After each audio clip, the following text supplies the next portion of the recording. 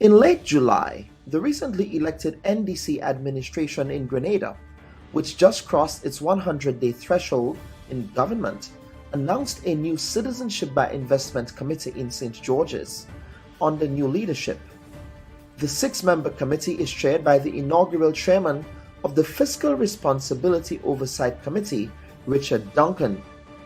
Duncan and his team, who advises the current administration in different capacities, will be overseeing a program that has come under scrutiny over the last decade. In a 2019 Al Jazeera documentary titled Diplomats for Sale, the investigative journalist with the company alleged that Grenadian politicians with the previous NNP administration engaged in the corrupt trade of diplomatic posts in exchange for money. Many of Grenada's ambassadors are foreigners with business links to the island, although there's no suggestion these diplomats paid for their appointments. Oleg Feira runs an internet firm in Miami, while Grenada's ambassador to Moscow. Hamza Al-Kholi heads a global company, while a UNESCO ambassador in Paris. Naguib Sawiris designated Grenada's ambassador to France, but never accepted by the French. 2021, hospitality developer True Blue Development Limited filed claims against the former NNP administration at the International Center for the Settlement of Investment Disputes, arguing that the administration blocked the company's efforts to complete the five-star luxury Kipton Kawana Bay Resort in Grand Anse. The former Prime Minister, now opposition leader, even accused the former Grenadian ambassador at large, Warren Newfield, of being a racist. Must change. Imagine a white man coming and tell we must change the government of Grenada. Could you believe this character? So I was in the street, I said, I'm not a one. He's telling us that we must change the government of the country, the leadership of the country. Not the people must do it. He's telling people what to do. The hostility, the anger tells you something. It's the same man that just pretend to be so nice. In fact, we cannot explain to the nation if another shrimp farm emerges. Funding for the project primarily came from private investors who participated in the island's Citizenship by Investment program, through which foreign investors purchasing condos at the property were able to obtain Grenadian citizenship.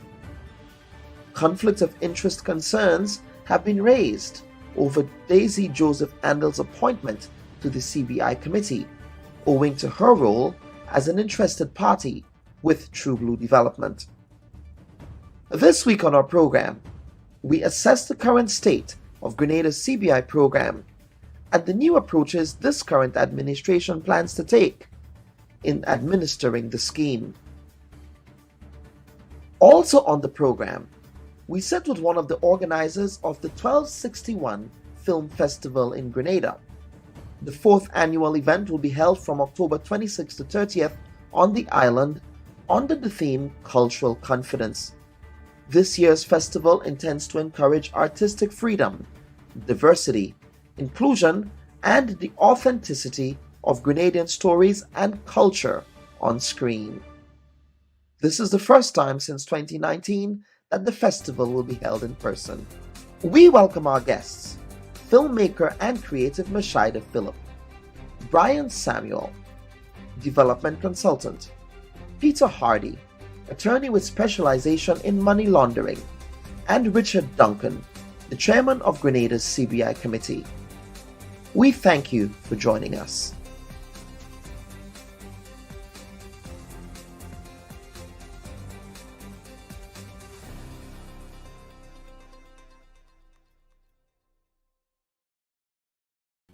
A pleasant good morning to our viewers and listeners, and we welcome you to the first episode of the Bubb Report for October 2022.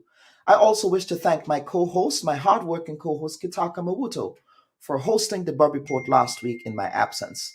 Now, the Grenada Parliament convened for its first official day of legislative business, following the ceremonial state opening of Parliament in August. This parliament is historic for women, as it has been in the past, since it now has the distinction of having both the youngest serving elected female MP in Grenadian history, as well as the longest serving member of parliament, female member of parliament, in the person of Dr. Clarice Modeste Kerwin. Both history making MPs represent two constituencies on Grenada's western flank, and one can hope that their participation in Parliament will be a win for Grenada and for the democratic process. Both government and opposition, though, set a constructive and cooperative tone in their deliberations, and for the first time in a decade, Parliament will have a diversity of voices as the people returned the opposition to the chambers, following a one party configuration that has informed debates in the chamber over the last decade. The opposition members of Parliament have already started to clamor for the availability of their constituency offices and have also started to criticize the new administration over a myriad of issues, as it is their right to do. However, the opposition must be reminded that their criticism, that is, would also be grounded in their own track record of governance in the past, so that they would not run the risk of appearing to be hypocritical on issues that they once supported but now oppose, simply because they are in opposition. I echo the view of Dr. Clarice Modeste Kerwin when she says, they will give credit where credit is deserving and critique when necessary. Having a smart and competitive opposition is not only good for the opposition, but it also pushes the government to do better, to rethink its actions, and to deliver to the citizens to keep the competitive edge and win the next elections, if they are so deserving of an election victory. And a reminder to all parliamentarians, you are there to perform the people's business, and the people expect you to do no less. And at this point, I wish to welcome our first guest for this morning's episode of the Bubb Report. You are a returning guest to the program. Ms. Shida Phillip, welcome to the report. Thank you. A pleasant good morning to you and all the viewers out there. How are you today? I'm doing well. I'm doing excellent, and thank you so much. So you're here to talk about the creative industry, but you're also here to talk about the upcoming 1261 Film Festival in Grenada that has in fact become an annual event on the cultural calendar of the country. Ms. Schreider, this year you will be returning to in-person attendance at the film festival. So talk to us about what that film festival would look like as an in-person configuration.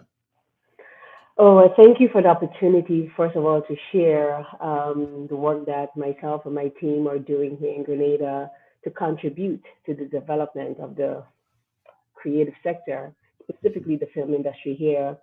The past 4 years, 3 years, I should say, we've been screening films basically from the Caribbean and African diaspora. The last 2 years was online, virtually. And we're really and truly excited about this year.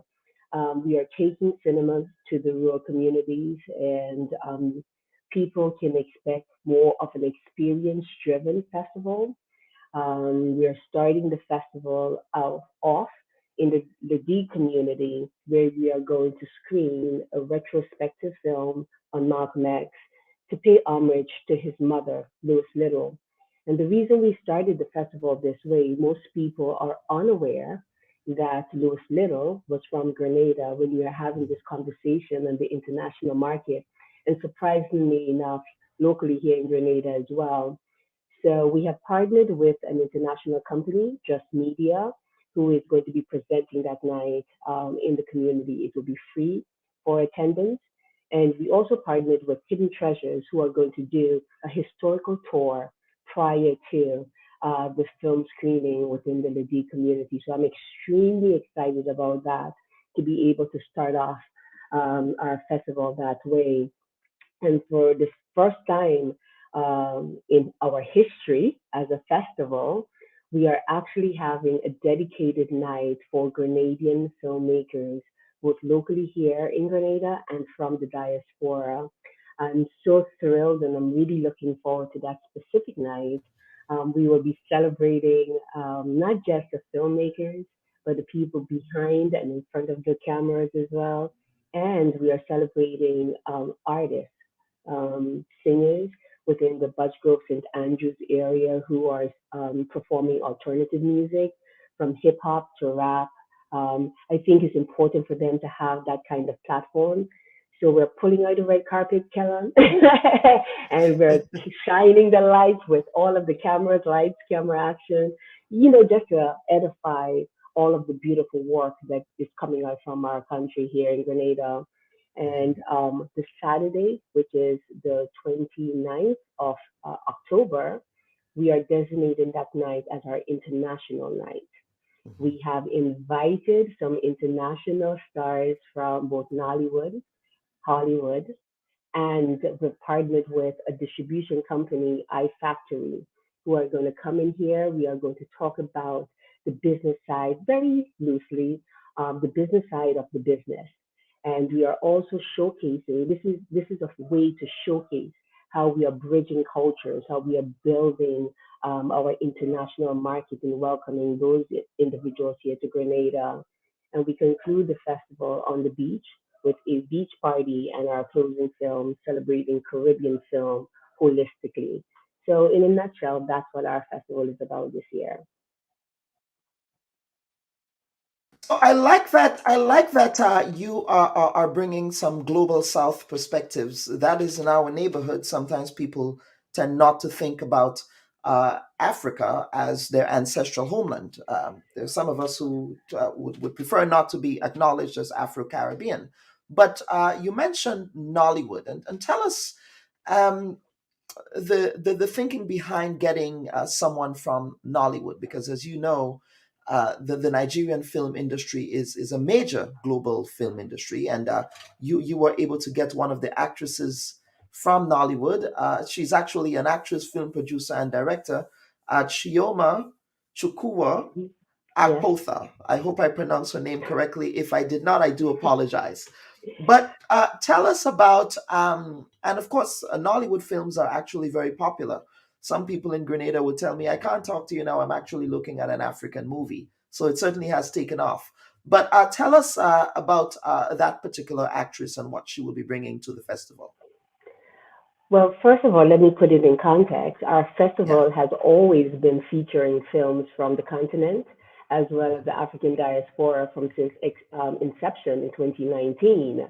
So we have featured well over 20 or 30 different feature-length African films, some of which is currently streaming now on Netflix and other major streaming platforms. So to have the privilege to be able to bring some of the actors within my network as well that we have been building over the last few years is a real honor. And what she will be bringing, in addition to the other delegation members coming into Grenada, is an opportunity for networking. It's an opportunity for our local filmmakers here to be right live center in person with someone they probably would have seen on screen but never thought they would have the opportunity to meet. But it's right here. And just to learn, just to ask questions, is that intimate setting that normally when you visit film festivals, you get an honor to do so. So basically, what we are recreating here in Grenada is an opportunity for professional networking and just community in development and just an appreciation for our cultures and our stories that have so many similarities here in Grenada, throughout the Caribbean, and within the African diaspora and on the continent. You also talk about diversity and inclusion. Mhm. Talk to us about how you framing that in the context of the festival. That kind of piqued my interest because diversity and inclusion is not something that we talk about, at least in Grenada, in the way that it is in North America.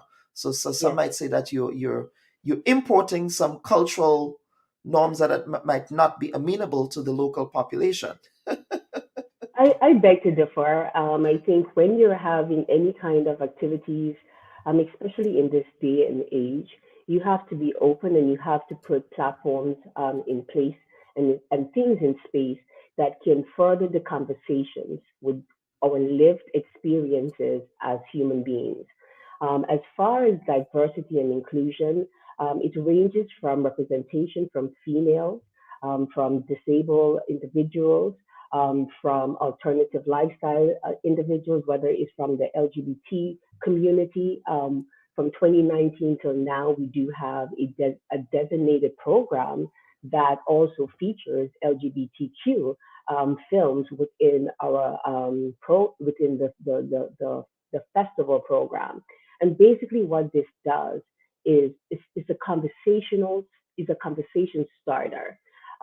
So it's about representation for us, holistically seeing ourselves on screen, honoring and edifying people who normally would not get the opportunity to have the limelight, be front, center, and in person, that we can now ask questions to. So that's our interpretation of the whole aspect of diversity and inclusion in our festival.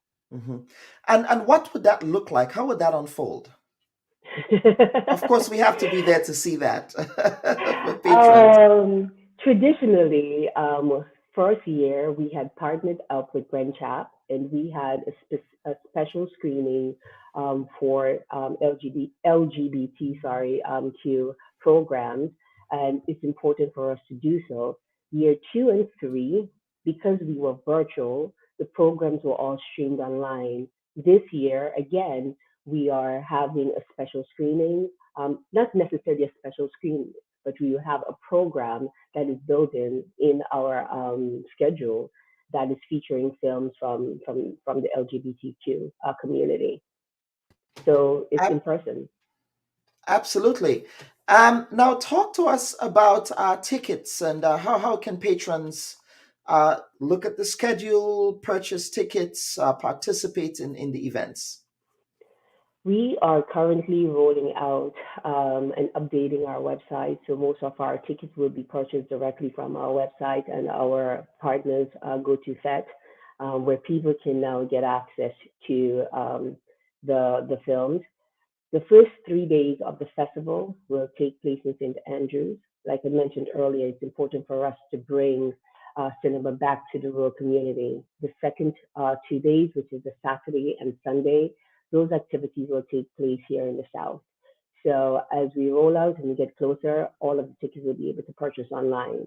Of course, if you would like to participate in the red carpet event, there is a different price tag that is attached to that. That would include intimate networking sessions with the filmmakers, both locally and internationally. All of our delegations, international delegations that are invited, the business communities, the ministers who are present. It's just that kind of thing of celebrating Grenadian excellence in the creative space and in the creative industry. I think it's important for us to have that. And if you would like to just enjoy coming to the movies and seeing it, the tickets range from $25 to $30 EC for you to come in and see a film and have an appreciation for the different films from the Caribbean and African diaspora. Mhm. Two final questions before we get to the next segment. The first one has to do with your recent summer tours. Should I say tours or one tour? You seem to have had a very busy summer. Um, in different rendezvous in Europe, I believe. Talk to us about what that entailed. Hmm. Oh, before I dive into my experiences, before I forget, I would like to put a plea out there to individuals.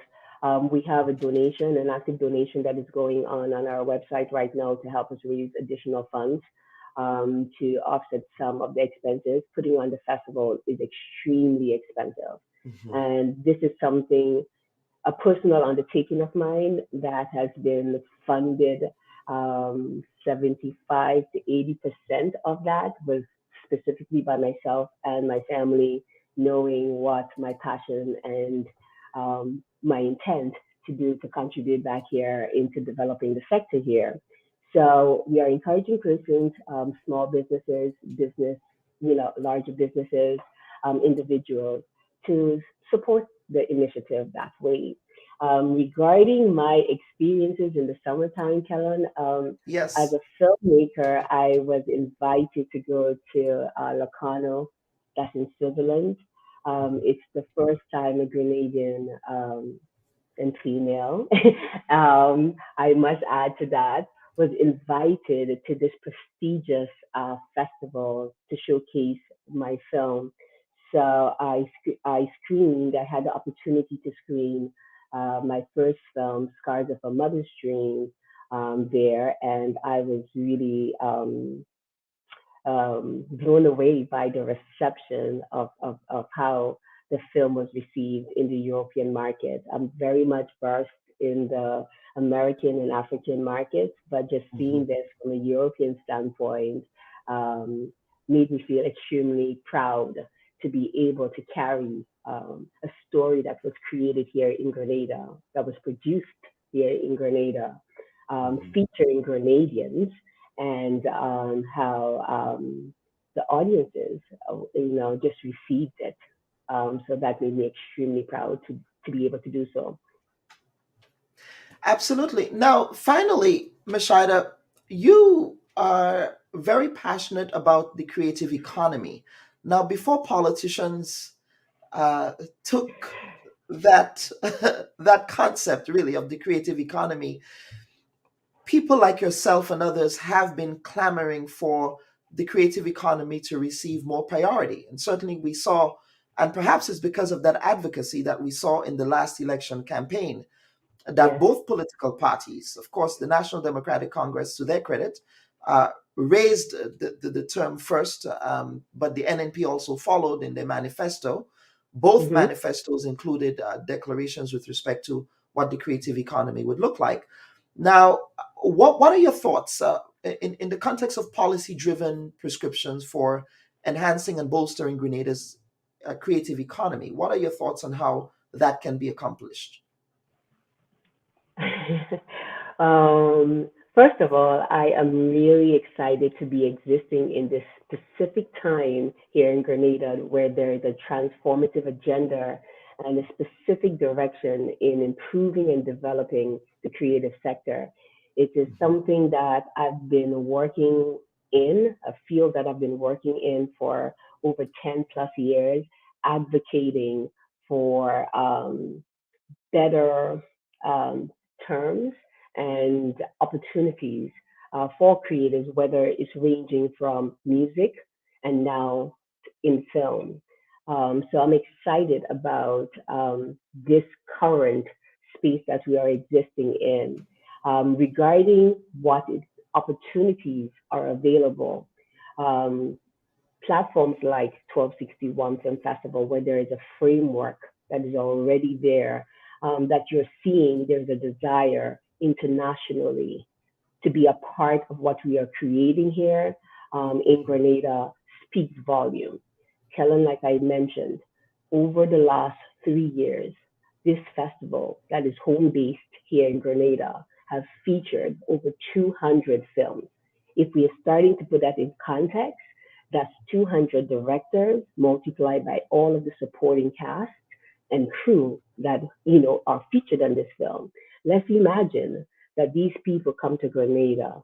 What are the trickle down effects for all the different supporting industries, from trade to tourism to culture, the average individual on the street, from taxi services, food industry, hotel industry. So it's a very immersive field that we are in, and it provides a lot of trickle down effects. So when someone is looking at the creative sector, don't look at the individual industry that you might be in, but seeing how those industries are also benefiting from the residuals that we are providing as creators.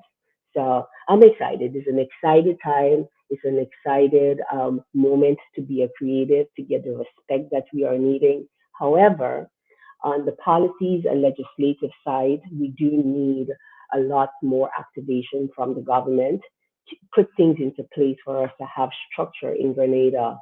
So I know that they are creating things right now, and I'm excited to see what that looks like for us.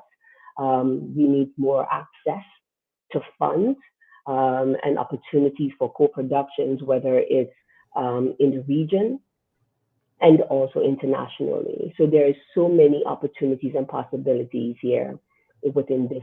I'm speaking from the context of film Yeah. right now. There are so many opportunities for people, no matter what industry that they are in currently. Mishida, this is a very important conversation that we need to continue to have. And as a creative, I don't like to talk about myself on the program. This is about people like you and the other guests that I invite here every week. But I do have a passion for documentary filmmaking. Yes. And it's something that I dabble in when I have the time. But certainly, who knows, I may submit a film in the future to be You featured should. in the festival. You should. And I just wanted to highlight some of the Grenadian filmmakers that we are featuring this year. So you Mhm. have Amanda John, who is going to be featuring premiering her film actually here in Grenada. We have a young, beautiful, talented filmmaker from the diaspora who her first film, My Mother Mary, talked about the revolution. So this film is focused on that era of her mom. So we are excited about being able to put these filmmakers front center and giving them the necessary recognition. And hopefully next year, Kellen, we can feature your film, your documentary, and encouraging others to do so. Absolutely. Ms. Shida, thank you so much. This was a very enlightening conversation, and I encourage everyone in Grenada to participate and support the indigenous. This is an indigenous film festival, and we must always support local, as they say. So Yes. thank you again. Thank you for the opportunity. And if anyone needs to contact us, we are on social media. So everything is the same 1261 Film Festival on Facebook, Instagram, LinkedIn. Our website is the same domain, 1261 Film Festival. We are also on Twitter. So reach out to us, share the information about the film festival. As Kelly said, come out, support us. Support this initiative and let us make this a fantastic year of being back together in person, celebrating our stories, our culture with confidence and pride as Grenadians, as Caribbeans, and as Africans. I have to add that part in. Absolutely, absolutely. Thank you so much again, Mishida. Folks, that Thank Mishida you. Phillip one of the organizers of the 1261 Film Festival in Grenada. We have a very interesting conversation coming up with respect to citizenship by investment program in Grenada, what it looks like, especially against the backdrop of moves by the European Union and the United States to regulate and to clamp down on these very lucrative programs for Caribbean countries. So please stand by, folks. We will be right back after this. Of passports and golden visas is a phenomenon that's been well known and is growing. The Cyprus scandal is just the last in a long range. For a long time now, we've allowed various member states to make money on resident stays or citizenship, giving that a price, exchanging it for investment on the part of rich foreign nationals.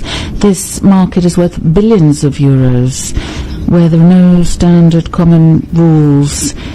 Criminals and persons involved in corruption can also benefit from this, and then money laundering. It's often the fruit of illicit gains. The European institutions for years now have been concerned about the national residency and investor programs. However, they only react if there's a scandal subject to journalistic investigation. That was what led to the infringement proceedings against Cyprus and Malta. The EU cannot tolerate rights and values being put up for sale, allowing criminals from third countries to get passports or visas with which they can freely circulate in European territory, with terrible consequences for internal security and flagging up huge gaps in the fight against organised crime, money laundering, corruption, tax evasion and avoidance. The EU has a duty to put an end to these shortcomings and call for transparency and rigorous controls. And welcome back, folks. As we will continue with the program now, we will have welcome the guests, the panel segment for the guest for this particular panel segment. I have Mr. Richard Duncan. Mr. Richard Duncan, who has been recently appointed to serve as the chairman of the CBI board of Grenada, and Mr. Brian Samuel, who is a development consultant. He has written extensively on the citizenship by investment program. He's advocating that the program be scuttled altogether in the context of Grenada. And Mr. Peter Hardy. Mr. Peter Hardy is an attorney. Your specialist, sir, is money laundering, and I believe you're also a former federal prosecutor here in the United States. So panelists, welcome to this segment. Good morning. Thank you very much, Kalon. Good morning, everybody. Good morning. Happy to be here. Absolutely. And Mr. Hardy, I want to begin with you. And the way that we want to contextualize this program, this segment, is that the CBI programs in the Caribbean have always been shrouded in controversy. People have always had the view that governments tended to attract unscrupulous characters who are running away from justice, who are attempting to hide their monies, if you will, hide their wealth in Caribbean enclaves. Now, recently, the European Union, and I'm going to cite what that release said earlier in March this year. On March 9, 2022, Mr. Harding, the European Parliament voted overwhelmingly to adopt a report which calls for the EU to enact legislation to phase out CBI programs and establish strict regulations governing residence by investment schemes. Now, Mr. Hardy, as someone who has been studying this issue, why do you think both the European Union and the United States are attempting to curb the excesses of CBI programs in the developing world, notwithstanding that they also have golden passport schemes? Right. So I think that the move by the European Parliament that you just referenced was really motivated primarily by the invasion of Ukraine by Russia. I mean, it was explicit. It was aimed towards Russians who have been using these, and I'm going to use the word program rather than schemes, because schemes is maybe a little putting the rabbit in the hat in terms of whether or not they're appropriate or not. So I'll just use the more generic term program. Absolutely, sure. We're using these to, one, move money, but also obtain the ability to then have relatively unfettered movement without a visa throughout Europe, but also Asia. And actually, in the case of Grenada, one also can have access, it's another step, but to the US EB2 investment program, which would be a step towards US citizenship as well. So you're correct that there's been some controversy swirling around these programs in general for quite some time, but I think that what's been happening this year has been really focused on Russia. And let me just say one other thing, and then I'll stop talking, which is we're going to talk about money laundering, and just so everyone understands where I'm coming from. I take a somewhat technical view of money laundering. Like you said, I was a federal prosecutor for over 10 years. And when I think of money laundering, I think of the statutorily defined crime of money laundering in the United States, which is basically a financial transaction involving a financial institution, and the proceeds are underlying criminal activity. So that's money laundering. And the reason I'm defining this for my own comments is that phrase gets bandied about a lot. And sometimes I think folks really have in their heads something that can be a little broader than what I just talked about. And I think what we're really talking about here today, and there is some issues of tax compliance swirling around in addition to the technical crime of money laundering, is sanctions. And when I say sanctions, I mean the U.S. sanctions regime of OFAC. And moving money that is sanctioned can constitute money laundering in the U.S. But I just want to point out that, the sanctions program in the U.S., I mean, a lot of them do focus traditional crime. They'll sanction, say, for example, drug trafficking organizations. The Russian sanctions, and I'm certainly not criticizing them. I think that the invasion of Ukraine has been horrendous, but it is in large ways a political act. And the sanctions against Russia, I mean, some of the people have been sanctioned. Or entities. It's irregardless of whether or not they've committed a crime, an underlying offense, corruption. It is because they're associated with Vladimir Putin. So again, I'm not certainly criticizing that. I'm just saying it's important to kind of keep these distinctions in place, because you could have, say, for example, a fraudster or a drug dealer who's trying to hide their money through a real estate scheme. I'll use that. But really what we're talking about here has been driven by the sanctions. Now, so driven by the sanctions, but it does appear as if the European Parliament, they want to widen that dragnet beyond Russia. If I were to continue to cite the release, what they said CBI schemes under which third country nationals obtain citizenship rights in exchange for a sum of money undermine the essence of EU citizenship, said the Parliament of the CBI schemes operated by EU members. Now, the article goes on to say, for the Caribbean, the main concern is the EU proposal adopted, which calls for, quote, an assessment of a non-EU country CBI scheme as a factor when deciding on the third countries whose nationals are exempt from visa requirements, unquote. I think that is what really set me off, really, to examine this further. Sure. And I hear you loud and clear, and I should have been more clear in that.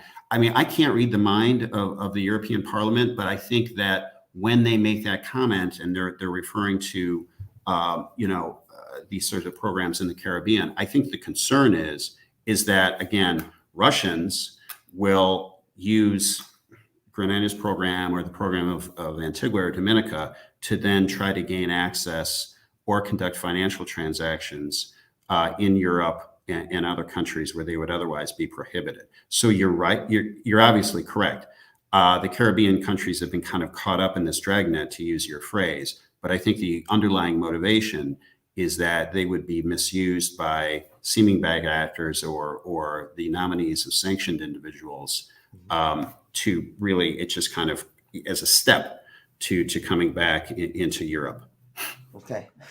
Let me bring in Mr. Richard Duncan. Mr. Duncan, you wear many hats. You are a retired banker, so obviously you also are aware of regulation and the importance of regulation in the context of banking as the manager of Grenada's homegrown bank, retired manager of Grenada's homegrown bank, the Grenada Cooperative Bank. Now, you are the new head of the chair of the CBI committee in Grenada. If you will, sir, what have you met? Can you assess the current state of the CBI program in Grenada? What was left for you there to be able to assess? Okay, thank you very much, Kellon. Yes. I hope you are hearing me very clearly, because there appears to be some spottiness with the internet. Internet, yes. So yeah, we would work with that. Okay, so basically the new CBI committee has taken over a unit that is in need of capacity building. So for example, the CEO is acting, for instance, the operations manager position is vacant.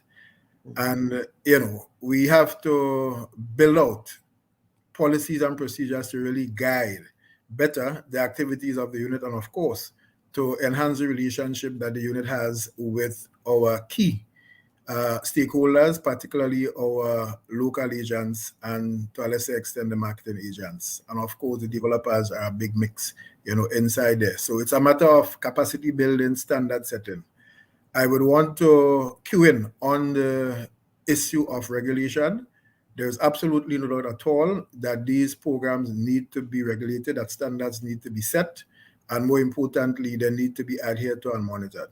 So from my background and where I sit and my understanding of what the world financial and investment system calls for with respect to programs that are currently not properly or fully regulated, that is definitely on with us, and is something that we would want to embrace and, more importantly, influence, because regulations for its own sake is pointless. I think regulation has to enhance the way in which programs are governed, the standards by which people operate, and more importantly, the predictability of all actors in the market as to what those rules of engagement are. So I would just like to open with those few comments. To summarize, it's capacity building and, of course, engagement with the evolving environment that is coming down from the interaction with the EU and the US. Mm-hmm. Absolutely. And Mr. Samuel, the last time you were on the Bubb Report, you were a spectator to a walkout by a former minister, Anthony Bolstering. I believe people forgot the other panelists who were on this platform, but the former minister of finance, former minister of education. It was not your fault, but it's interesting that the context of the context of that walkout was corruption, and here we are talking about measures to minimize corruption in the CBI program in Grenada. But Mr. Samuel, you have actually opposed. You vehemently opposed the program, and the program, however, has brought in significant revenues into the coffers of the state of Grenada by way of the Transformation Fund. Why then would you want to scuttle a revenue earning measure that contributes towards the socioeconomic development of the country? Many reasons. The concept is wrong. Selling of passports, it's just a wrong concept. You're letting yourself in for, you don't know what the results could be if you keep on selling passports at an unregulated pace. These projects, talking about nomenclature, I will call it a scheme or even scams. These projects, which are being funded by the CBI sales, they are not tested by a financial institution such as a bank. I was a development banker for 30 years. There's no development bank behind this making any decisions as to what is a good project or what is not. If you're funding a project by the sale of passports, the people who buy the passports don't really care if the hotel makes money or loses money. They're buying a passport. For an extra $30,000 on top, they'll get a room in a hotel. Do they care if the hotel makes money? No, they don't. They got the passport. So it's a flawed financing model. And can't we think of anything else to have these projects other than one big hotel after another, after another, after another? In the series of articles I wrote, I looked at La Sagesse. I looked at whatever that thing is that they're building down at Mount Hartman. I looked at Levera. I physically went to these places. Nobody knows what's going on here. The only one that we can clearly see what's happening is La Sagesse. And to me, that is a huge, two huge hotels in the wrong location. The environmental damage has been done is untold, and you cannot put mass market hotels in niche destinations. And this all goes back to the whole thing about the flawed financing model. If you're raising money from equity investors who have a long-term stake in the hotel and a long-term stake in the project to make sure that it earns money over the long term, that's one thing. But if you're just selling passports, and these companies are selling passports, using the money to build a hotel and they're gone, this is a recipe for the creation of white elephants. Can't we think of anything else other than big hotels? Can't we have, for example, a heritage project? Look at Fort George. It's crying out for something to be done to it. Look at our hospitals. We do not have a public library. We don't have a library. So why can't we sell passports and use the money to develop these things? But this, with this myopia of one big hotel after another. And then, of course, there are the scams, right? There are the shrimp farm. I mean, how this government or this country, got into that terrible reputational risk that we are bringing upon ourselves by having all these investors who've lost their money, but nobody seems to care. It's a huge reputational risk. Have you ever tried to get a Canadian visa or a Schengen visa? It's a nightmare. If I have to get a Canadian visa, well, I do have to get a Canadian visa. I know it's a nightmare. If UK and Europe imposes visa restrictions on Grenadians, I, for one, will be livid. And this will affect every single Grenadian. So it's not something that's pie in the sky. It affects all of us. Mm-hmm. That is an interesting perspective, but I'm sure Mr. Hardy here, I'm going to bring back Mr. Hardy here. The argument will be, well, other countries also have citizenship by investment programs. Why is it that you have an issue? Is it that you have an issue with the current model, the methodology of the model, or do you have an issue with the program altogether? Because the United States has citizenship by investment programs. So do European countries. So do a lot of global North countries, in fact, have citizenship by investment programs. Is that correct, Mr. Hardy? They do. So the traditional program in the U.S. is the EB-5 program. I mean, I think that's the functional equivalent of what you're all talking about in Grenada, where investors, and typically, historically, it's been from Asia, in particular China, can make investments into hotels. I mean, to Mr. Samuel's point, and I'm not here to opine on kind of social justice issues. It's beyond my pay grade. But it's true. There have been a lot of problems in the U.S. with the EB-5 and development projects.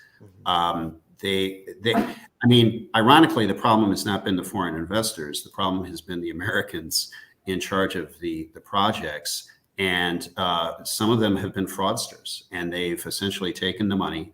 I would generally agree, based on my limited perspective, I am not an EB-5 expert, but that a lot of the investors, is true. They don't care about the investment itself. They don't care about the hotel. They want the citizenship or the passport or the visa. And a lot of these projects have ended up being the subject of prosecutions and enforcement actions, and they've not been successful. And some of them have been, just sitting around for years, undeveloped. Now, also too, I think in your question, if I'm hearing it, was perhaps an allusion to a double standard by the European Union. I'm not going to disagree with that either. I mean, I don't want to get off point, but it is certainly true that anti-money laundering regulatory bodies in Europe and the US, in my view, do seem to have a little hypocrisy in terms of how they apply rules in regards to less developed countries. I mean, the biggest money laundering scandal in the world was through Danske Bank, which is very Europe. And I'm not saying that was in your question, but I do think that this is potentially a concern. I will say, though, that the European Parliament, in terms of what they were talking about in March, that is across, it's not just Caribbean countries. I mean, they did point it out. It's true. So I think that danger that I just talked about is lurking around there. But it is across the board. And it is, once again, targeted to Russians. Now, I don't know how much, again, I can't read their minds, but how much does the European Parliament concern itself about the economic issues of Grenada or the issues that the gentleman was just listing?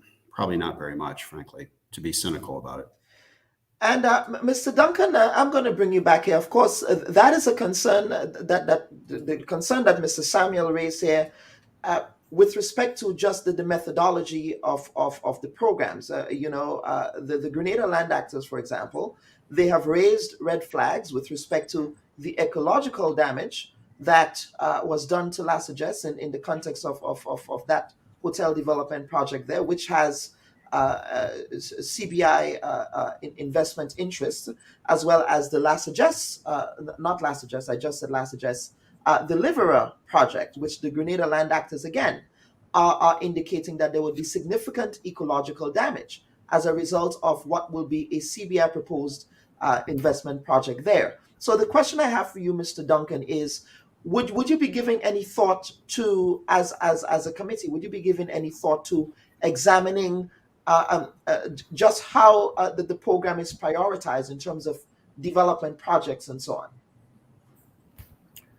Okay, so Kelon, let me start off by saying that the proposition put forward seems to suggest that ecological damage, okay, can only occur or only occurs when a CBI project is undertaken.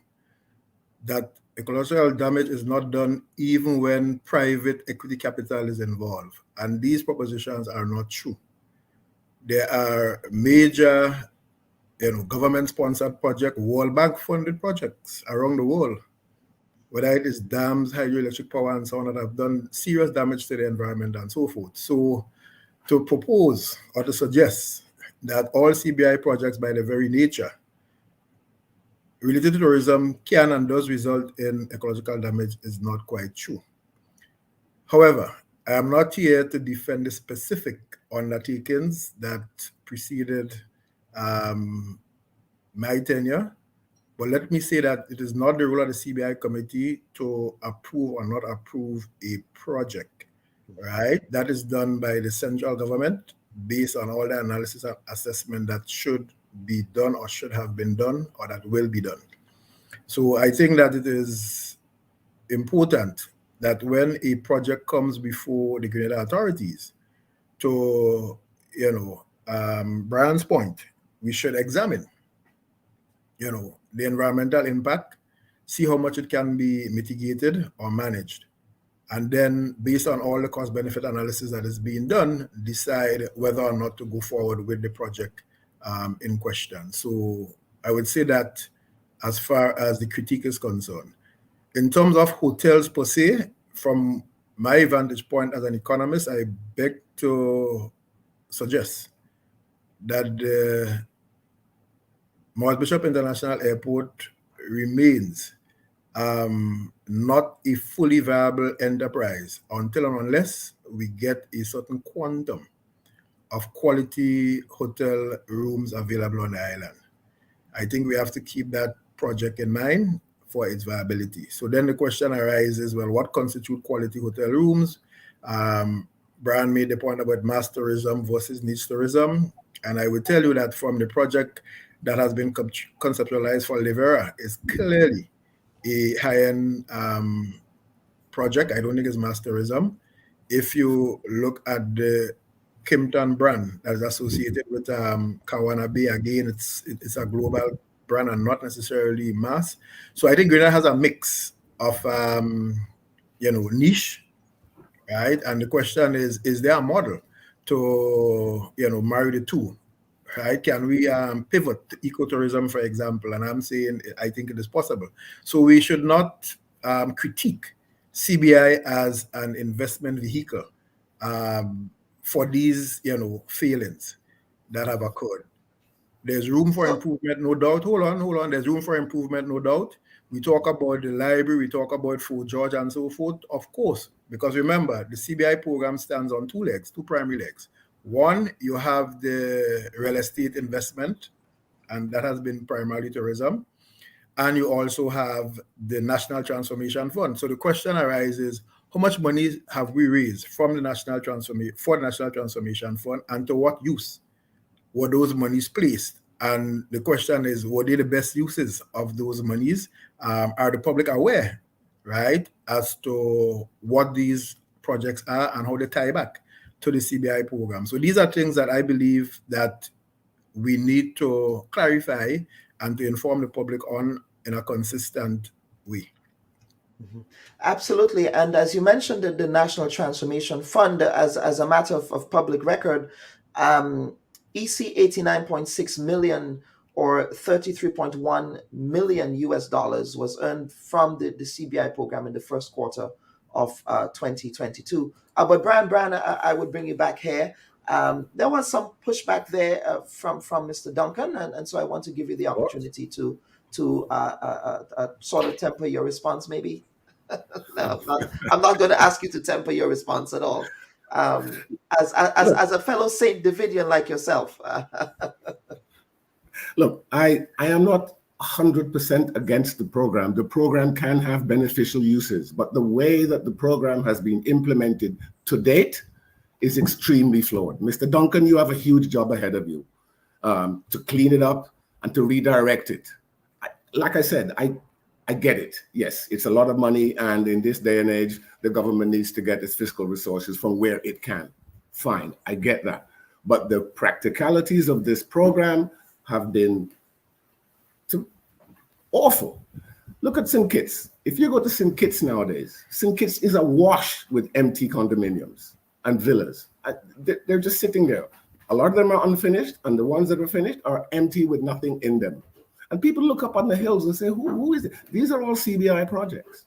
And we risk the same thing of happening here. Mr. Duncan, I don't know how you could say that Levra Hotel is a class project. Have you seen the designs for the monstrosity that they want to build up at Levra? It's unbelievably garish. That's not what Grenada is known for. Grenada is known for, it's pure. What they want to do in Grenada, up at Levra there, it's not pure and it's not Grenadian. And what they're doing at Mount Hartman, which they're already under construction. Nobody knows what is coming at Mount Hartman. First, it was going to be a hotel. Then it was going to be a university. Now it's going to be a nursing home. Nobody knows what is happening there. Look at Kawana Bay, 80% finished. Now it's a carbuncle at the end of our premier beach. Why? Because there is also an arbitration right now before the International Center for the Resolution. And so that's what I'm saying. The way the program is run has been extremely flawed, right? And it is focusing on one narrow area, which is big hotels. Like, why can't we think of doing something different? Why can't we think of an agricultural program? Why can't we think of anything other than just one big monstrosity hotel after another? I mean, yes, I get it that the airport, are we going to shackle all of Grenada's development to make the airport profitable? Yes, we do need more airlift. Yes, we do need hotels, but we need to be careful how we develop these things. And wearing your banker's hat, Richard, you have to subject these programs to the banker's test. Like I said, I did this for 30 years, and some of these projects wouldn't pass my desk, and I'm sure some of them wouldn't pass yours either, Richard. Okay, so Dr.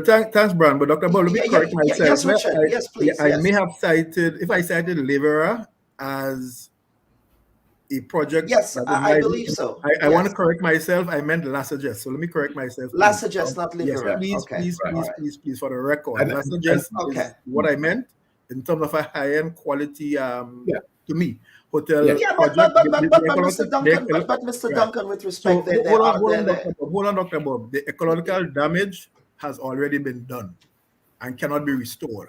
What has to happen now is how best can we, as it were, minimize and incorporate, in the finished product in terms of replanting the vegetation, the natural plants that were there. Maybe they have saved them in a nursery and would want to replant. I do not know. But these are the kind of things that I agree with Brian we need to take into account in doing these projects, because there's no way you're going to be developing your country. For example, the airport. We have lost our salt pond. We have lost our white sand and black sand beach. There's a price to be paid. The question is cost-benefit analysis and how do we manage going forward. So I take Brian's point. Yes, there's work to be done and poorly managed. And I want to make the following points for the listening audience. You start with the law, right? Then there is role clarity in terms of who's in charge of what and responsible for what. Then there are boundaries that have to be respected between the lawmakers, between the technicians, and between those who are charged with governance of the CBI program. I think if these things are nicely demarcated and respected, we can see better outcomes going forward. Okay. Panel, we want to take a quick break. We are going to come up for air, and what we are going to do is to take some, we have some interesting conversations in the chat here, and we want to take some viewer and listener comments when we come back. So please stand by for that. We'll take a quick break and we will be right back.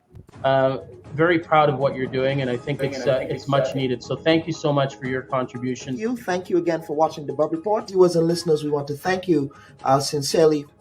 Ashley, thank you so very much. Senator Chester Humphrey, welcome to the Bubb Report. Mr. Mitchell, welcome to the program. the Honorable Jumani Williams. We call him Jumani, who is the public advocate for the city of New York. The Honorable Baz Diopande, former Prime Minister of the Republic of Trinidad and Tobago. Mr. Pandey, welcome to the Bubb Report of Grenada. The Honorable Tobias Clement. Mr. Clement, welcome to the Bubb Report. Is it Nikoli or Nikolai? I hope I pronounced it. Nikolai. It's Nikolai. Thank you. Yes. And welcome to the program, Her Excellency Ambassador Luan Gilchrist. Mr. Randall Robinson, you are here in your private capacity and in your personal capacity. Yesterday, we learned that you were detained by law enforcement in Grenada. So you come from a family of public servants. Yes, we are a family of public servants. So you're saying that you have to do more, but my question is, what have you done as President of the Union to ensure that that happens? To the cards that I have drawn, that I am the minister at this point in time.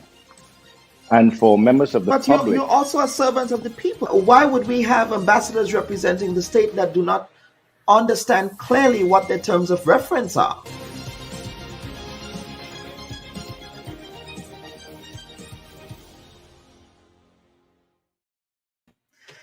And welcome back, viewers and listeners. And now what we want to do is to entertain some questions from the audience, from our virtual audience, that is. And Mr. Brian Grimes, his comment is, so let's keep the program and diversify the investment programs through proper due diligence methods.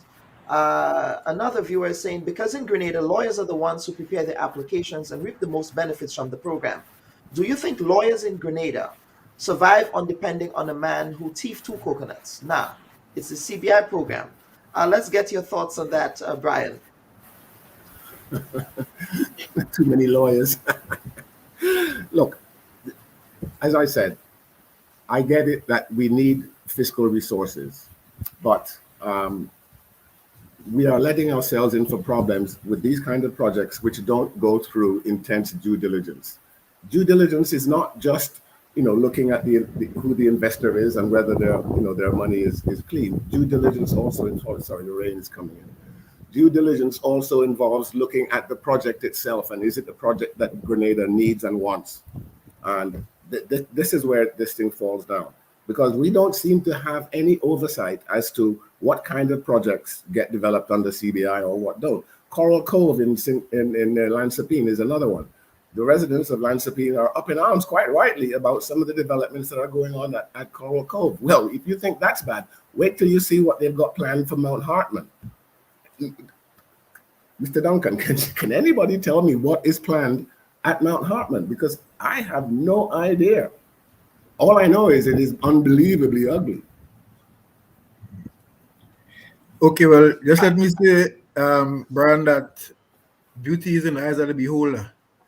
Not that I'm defending what's happening. No, that's just light humor. I'm not defending what has gone before me, right? I cannot speak to it at all, and therefore I'm in no position to explain or defend. Okay, let's get, we the public are not aware of the money from the CBI program was spent. Mr. Duncan, there is a transformation fund. What accounting measures are there in place to give the public a sense of what happens to that, the money from the transformation fund? Right, so I believe that the Minister of Finance in his upcoming budget will use the opportunity to clearly delineate and identify the way in which those funds are going to be programmed for the new fiscal year. Basically, what has been programmed to date has been programmed. There is information available, but in places where the ordinary man cannot easily find it. And my suggestion to the fiscal authorities will be that you need to bring greater transparency and openness to the National Transformation Fund. I would say to you also that people basically despise the things that they don't understand. And if you don't give them information, they will use their imagination. And I think that the authorities have gone about the CBI in a way that it has not provided people with ample information, insights, opportunities to have a discourse, over the program, its purpose, the strategy behind it, and to share the information in terms of resources generated.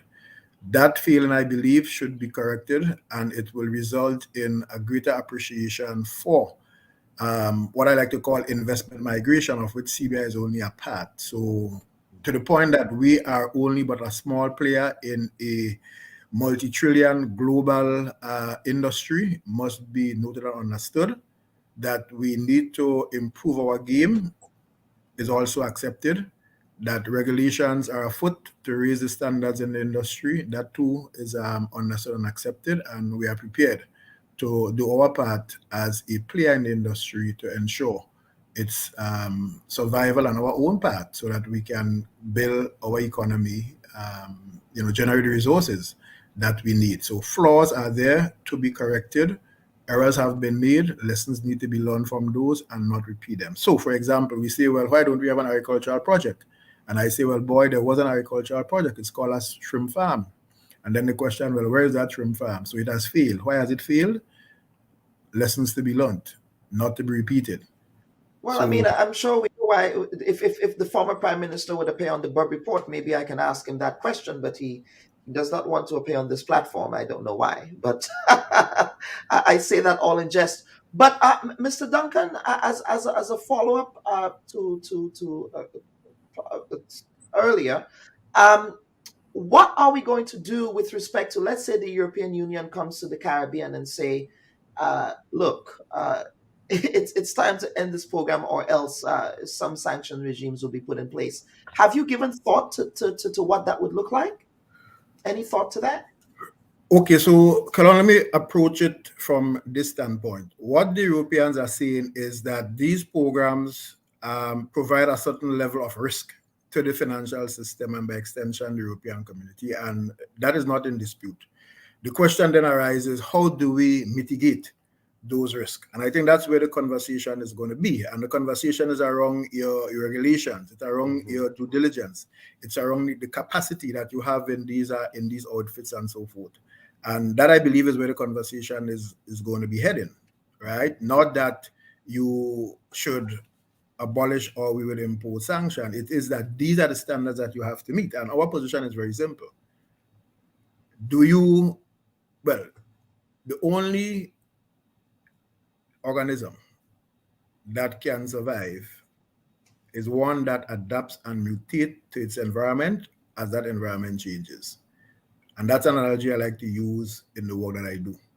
So if the environment around which the CBI programs globally is changing, then it necessarily follows that they have to adapt and to mutate. And one of the roles that they have to play in that adaptation process is actually try to influence the changes that are afoot in the environment. They may not be able to control, but you probably can influence. So again, it comes back to how do these programs, right, improve their game, their controls, and their governance to reduce the risk of AML, counter-terrorist financing, or terrorist financing from these programs. Now, people like to talk about fraud.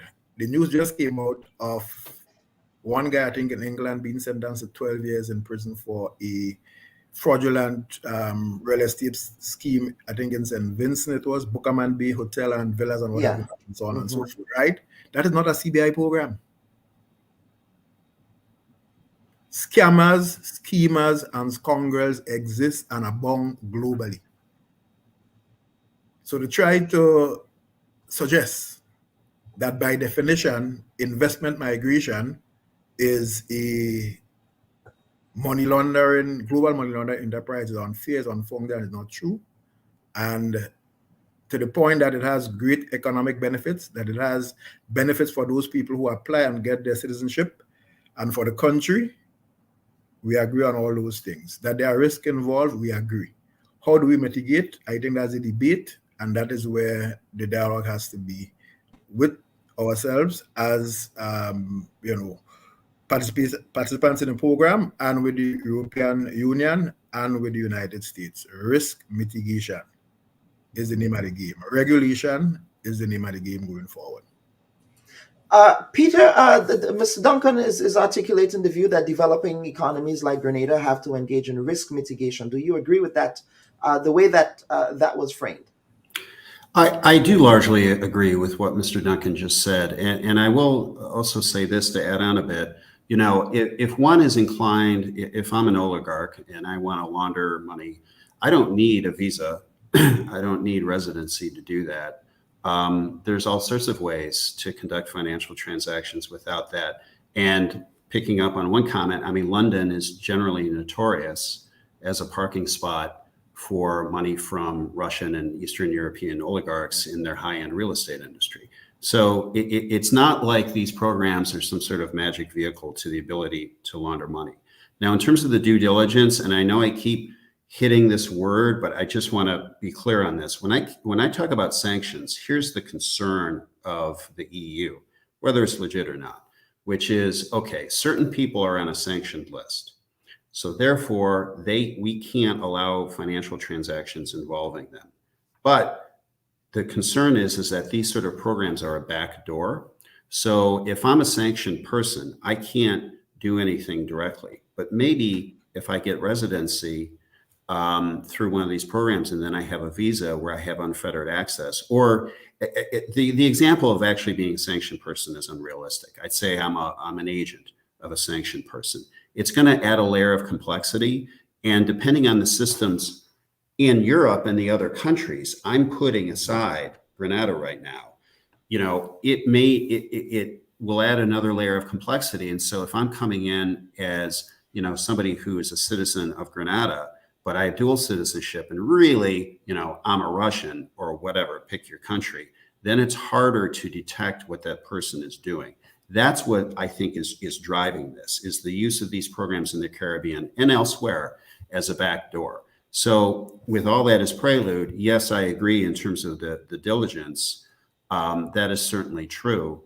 And also that's a two-way street because, you know, if I'm Germany or whatever, I don't have to let somebody into my border. You know, I have a degree of due diligence myself. Yeah. Mm-hmm. Absolutely. Brian, is there anything else you wished you wanted to add? Yes, in response to Mr. Duncan's valid point that there is corruption and there is environmental damage in projects funded everywhere. But that really is an irrelevant point to what we're talking about now. Simply put, two wrongs don't make a right. I want to address Andrea's point that she sent in. What will happen to the leatherback turtles when that hotel in Leverett goes up? Well, the Chinese have the answer to that. They're going to have a leatherback turtle museum as part of the project because there'll be no more leatherback turtles. You can't get more pure than Leverett and that whole northern area there. And to put an enormous hotel up there is just the wrong place to do that kind of project. Another issue I just wanted to quickly mention is the demographics. You know, this is having an untold effect on the demographics and economics of Grenada. The common thought is that most of these passports that we sell don't actually come to Grenada. Well, is that true? I don't think that's true. I have heard that somewhere near 7,000 passports have been issued. Maybe Mr. Duncan can give us the correct number. That's a big lot. That's a lot of people, and their families and their children, and they're buying land, and some of them are moving here and setting up shops here. Now, do we know what the impact of this is? This could be a very large voting block of people. All right. So we need to be very aware of what we're doing. We're a very small island, right? And when you have something, again, like Mount Hartman, which tosses out numbers like it's $3 billion project, and Levra is a $4 billion project, and La Sagesse is another X billion dollar project. Do we have the infrastructure? Do we have the water? Do we have the solid waste capacity? Do we have all of the infrastructure, social and human capacity to implement these projects? And I would say that we don't. We are losing sight of what Grenada is. Grenada is a niche destination, beloved of the people who come here. People who come here don't want to go to a 1,000-room hotel in somewhere. They want Grenada. You know, this is what we're good at. But we're creating square pegs in round holes, and we are creating impacts that we haven't even measured yet. And I think that the program, I get it that the program is going to exist. Money that goes into the transformation fund can be used for good purposes, but it is wrongly conceived, it is badly implemented, and it is inappropriately directed do a heritage project, do a health project, do an education, agriculture, but everything is tourism, hotel, hotel, hotel, hotel. Can't we think beyond that? And I see Mr. Duncan smiling here. Mr. Duncan, if you can adjust your headroom there, we only see part of your face there on the screen. Is it any better now? Yes, much better. There we go. My apologies. That's all right. Yes. Mm-hmm. Did you want to? No, I mean, I'm laughing at Brian. I think Brian is very passionate about this.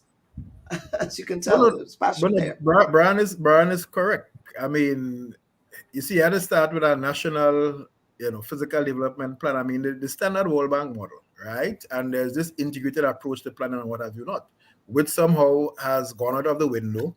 And what you're seeing is a hodgepodge of, disconnected undertakings. The train has already left the station, right? The question is what is to be done. I don't have the answers. I think there are those, as Brian would like to say, is above my pay grade in terms of the remedial measures that can and might be taken. So, for example, you think on La Sagesse. So, how do you, manage the waste generated by that project? Maybe the project is so integrated that it has its own, waste treatment facility. I do not know. So there are these things that I want to believe have been taken into consideration. If not, there will be in due course with respect to those projects, because the sustainability is vital. So I don't disagree with Brian that these are things that ought to have been taken into account, and if not, in some instances, it might not be too late to see what can be done in respect to those spin-off effects and impacts of a project like that. Now, before we get to the close of the program, Mr. Duncan, let us talk about the current litigation that is before the International Center for the Resolution of Investment Disputes, and that has to do with the Kimpton Kawana Bay project there in Grand Anse. The developer is seeking an international arbitration against Grenada. Now, if accepted, the government would have to comply with the ruling. However, you do have a member of the board of the new CBI board that is also affiliated with the company. What are you going to do to minimize any conflict of interest when that matter comes up before the courts for arbitration? Okay, so the matter is between the government of Grenada and the investor, not with the CBI committee. So I just wanted to make that clear for the record. Secondly, I have a particular view on conflict of interest, which is that conflict of interest is to be managed and avoidance is just one management strategy. With the particular person, to the extent that CBI is not involved in the litigation, but rather central government, these matters do not come before the CBI committee for discussion or debate in any way, shape, or form. So there is no interaction with information or any such thing by that particular individual. So the conflict that is perceived really and truly does not arise. Okay, so it's not a matter that the CBI board, even the actual litigation itself, what you're telling me is that the CBI board would not be involved in that. Absolutely. Absolutely. Thank you for that clarification, because there was a sort of a conflation between the state's representation at that level with the actual new CBI board there. So thank you for clarifying that. And at this point, this is a very educational program for me. I learned so much, and in the process of conducting research for this program, I learned so much about Golden Passport. They call it Golden Passport programs now, but they're all citizenship programs. But what I want to do at this point is to give all audience members the panelists an opportunity for some closing comments. And Mr. Hardy, I want to begin with you. Sure. So I think I've also learned a lot on this program, and I think my takeaway is that it is important for any country with these programs to conduct due diligence. That's a statement that applies to every country, not just Grenada. I will say I've been trying to be down the middle here, but there is an issue with these programs that does create an inherent problem, which really does require some additional work, which is regardless of whether or not the money is dirty or not. I think it is true that a lot of the foreign investors aren't indifferent to the fate of the particular project or the country. And I think other folks on this program have spoken more articulately and eloquently than I can on that program, on that topic. But, regardless of money laundering and sanctions, yeah, that's an issue. Absolutely. And thank you for bringing your expertise here. And thank you for responding when I reached out. Oh, my pleasure. No, this has been... I did not know what to expect after reading those articles and doing the research when I called you. So thank you for responding, sir. Thank you. Mr. Duncan, closing comments from you, sir. Maybe we'll revisit this conversation in a year again to see how things have gone, because you're just new in the driver's seat. So obviously there is a lot that you have to assess and explore before coming up with your own fleshing out of a policy that reflects this administration's agenda. So Mr. Duncan, over to you. Yes, so thank you, Kellon. I too have learned a lot. I think the discussion went quite well, and I think there is a agreement among us that the programs are necessary, they are relevant, they are meaningful, that they can contribute significantly to the growth and development of these economies. However, they need to be better regulated, governance need to improve, standards need to be set to minimize, mitigate the risk that they potentially pose to the financial system in the area of money laundering and terrorist financing. And at the CBI, we are equal to the task. I believe the new committee members are fully aware that the evolution, the mutation, the transformation of this program is necessary for its future survival. And we intend to do just that so that we can grow, we can thrive, and we can bring the benefits to the people of Grenada. Mm-hmm.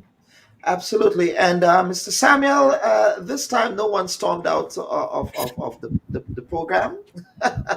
So there is a backstory there, Mr. Duncan. I'm sure you're probably familiar with this. Mr. Hardy may not be, but there's a backstory to the banter that Mr. Samuel and I are engaged in with another guest who was a frequent visitor to this program in the past. But over to you for some closing comments, sir. Thank you very much, Dr. Kellon. Bob, look, I wrote an article a while back called My Top 10 Beefs with CBI Program, and I had the kind of difficulty to figure out which one was the only 10, but because there are many. It lacks transparency. It is a flawed financing model. And we are creating a demographic group, a change in the demographics of Grenada that we're not really sure how this is going to play out. Already the price of land is going up in southern St. George's and so on, where locals are being priced out of the market by CBI projects and CBI individuals who are building houses and so forth and so on. So we're seeing these kind of impacts come already. We're a small island. We've got 112,000 people, and we've issued 7,000 passports, or have we? We don't even know. It lacks transparency, and it is creating a skewed investment model for Grenada. Right? We're ignoring investment in other areas that are needed on the altar of big hotel projects, and that's no way to run an economy. That's no way to develop. We need to develop holistically. We need to develop lots of different sectors. If billions of dollars is going into one small sector, do we know if the sector can even afford sustain that kind of investment? So I say, let's just take a pause, clean up the program. Dr. Duncan, I don't envy you. You've got a tough job ahead of you. Clean up the program, clean up our reputation, because any day now we are facing a situation where the UK and Europe will impose visa requirements on Grenadians. And if that happens, I'm going to be livid. Got you, sir. All right. Gentlemen, Mr. Duncan, you have your work cut out for you there. You've received your marching orders with respect to how that program should be framed. And Mr. Samuel, sir, if the UK is going to impose visa restrictions on Grenada, let them pay the reparations check that they owe us. Oh, no. Oh, that's another colonialism and program. slavery first before That's they do another that. But program, right? that's just my view on the Yeah. matter. Panelists, let me thank you again for your participation on the Bubb Report. This has been a very educational and spirited conversation. So I thank all of you for participating, viewers and listeners as well. We thank you for your questions and comments that informed today's program. And on behalf of the hardworking producers of the Bubb Report, I am your humble servant, Dr. Kellen Bubb, wishing everyone a wonderful week. Bye-bye.